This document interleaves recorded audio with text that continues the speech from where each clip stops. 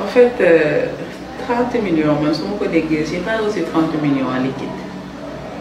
Peut-être nit ñi ñoo def seen propre calcul xayma seen propre xayma pour évaluer que Daba Ndiaye kat jëkkëram may na ko lii c'est équivaut à 30 millions.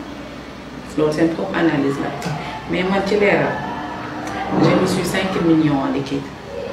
Peut-être sax nit ñi xam nañ ko ba pare mais pour ñi nga xam ne leeragul seen bopp rek ñu leer mu leer ci seen bopp ak benn terre tu vois ak benn oto benn Range Rover ak benn nag tu vois téléphone.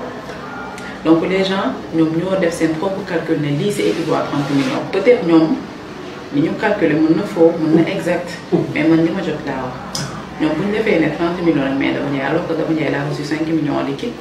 Donc, c'est un peu.